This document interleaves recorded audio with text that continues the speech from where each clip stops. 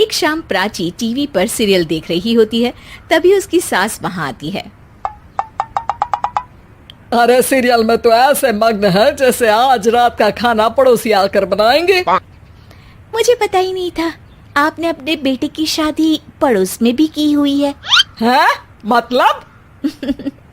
मतलब इस घर में सारा काम बहू ही करती है, आप तो सिर्फ खर्राटे मारती हैं।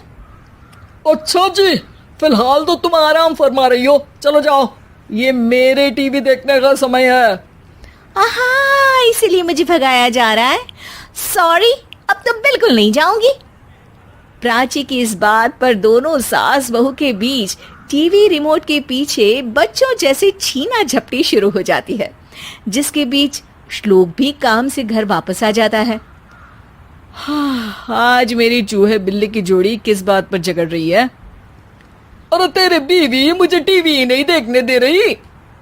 अरे तुम्हारी मम्मी मुझे खाना बनाने के लिए फोर्स कर रही है।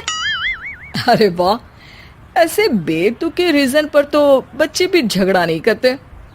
अरे मुझे कुछ मत बोल, सब इसने ही शुरू किया है। हाँ हाँ, जैसे आप तो बहुत दूध की धूली है ना। अरे बस, दोनों चुप। प्राची जाओ, खाने की तैयारी करो। और माँ तुम छोड़ो, तुम्हें क्या बोलूं, शांति से अपना सीरियल देखो, मुझे दोबारा लड़ने की आवाज सुनाई नहीं देनी चाहिए। ऐसा बोलकर श्लोक वहां से चला जाता है, जिसके पीछे पीछे प्राची भी कुछ न कुछ बड़बड़ाते हुए रसोई में चली जाती है। हाँ हाँ, सासू जी को तो कुछ बोलेंगे ही नहीं, बस मुझ पर ही हुक्म चलता है, खाना बनाओ, जैसे मैं इनके घर में खाना बनाने के लिए आई हूँ। इसी तरह शाम बीतती है और रात को श्लोक और प्राची की सास खाना खाकर सोने चले जाते हैं, लेकिन प्राची गुस्से में कुछ खाए बिना काम में ही लगी रहती है। इस घर में किसी को घंटा फिक्र नहीं पड़ता, मैं खाऊं या भूखी रहूं। प्राची कुछ देर के लिए रसोई से बाहर जाती है और जैसे ही वापस आती है तो वहां दूध का भरा ग्लास देखकर हैरान रह जाती है। फिक्र पूरी है, बस दिखाना नहीं है। प्राची दूध पीकर सोने चली जाती है और अगली सुबह एक बार फिर सास बहू का कार्टून नेटवर्क स्टार्ट हो जाता है। ये तुमने ही किया है। अरे अजीब जबरदस्ती है, मैं बोल रही हूँ मैंने कुछ नहीं किया। दोनों ने मिलकर पूरे घर को पागल खाना बनाया हुआ है। यहाँ कोई नॉर्मल इंसान तो रह ही नहीं सकता, इसीलिए अब पड़ोसी क्या रिश्तेदार भी घर आने से कतराते हैं। और सुन बेटे, तू भी चंगा, तेरी माँ भी चंगी, तेरी बीवी भी चंगी, रिश्तेदार। हाँ जी, आपको नहीं पता क्या, गंगाधर ही शक्तिमान है, रिश्तेदार ही। हाँ हाँ, बस समझ गया। कभी जानवरों जैसे लड़ेंगी तो कभी जुगलबंदी करेंगी। भाई मैं आप दोनों के बीच में नहीं फंसना चाहता। सास बहू की इस मनमौजी जोड़ी से परेशान होकर श्लोक अपना सिर खुजलाता वहां से चला जाता है। चलो अब मैं भी कीर्तन में जा रही हूँ। इस पर जैसे ही सास कमरे में अपना पर्स लेने जाती है तो वहां नाश्ते की प्लेट रखी देख मुस्कुराने लगती है और नाश्ता करके घर से बाहर निकलते हुए कुछ पैसे टेबल पर रख जाती है, जिसके कुछ देर बाद सिलेंडर वाला घर आता है। ओ मोरी मैया, मैं सिलेंडर के बारे में तो बिल्कुल भूल ही गई थी। घर खर्च के सारे पैसे भी मम्मी के पास है और श्लोक से बोला तो उल्टा 4 बात सुनाएंगे। प्राची ये सोच ही रही होती है कि अचानक उसका चेहरा चमक उठता है और वो घर में आकर इधर उधर देखने लगती है।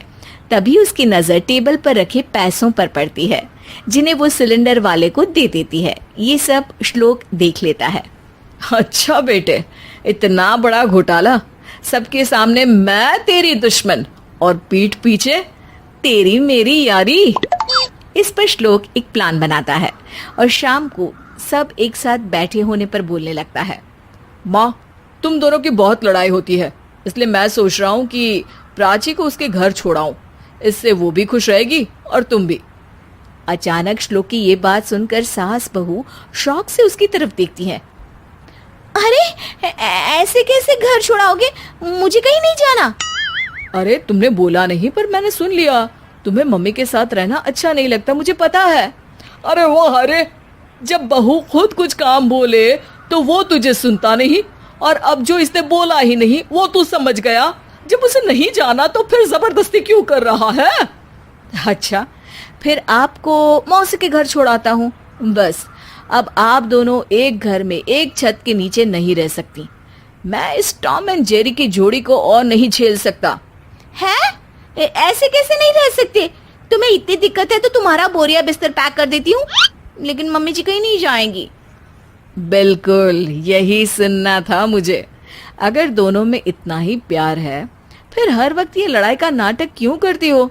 देखा मैंने कैसे माँ किचन में दूध रखती है और तुम उनके लिए कमरे में नाश्ता रखती हो, और कैसे वो पहले ही तुम्हारी दिक्कत समझकर घर में पैसे रखकर बाहर जाती है।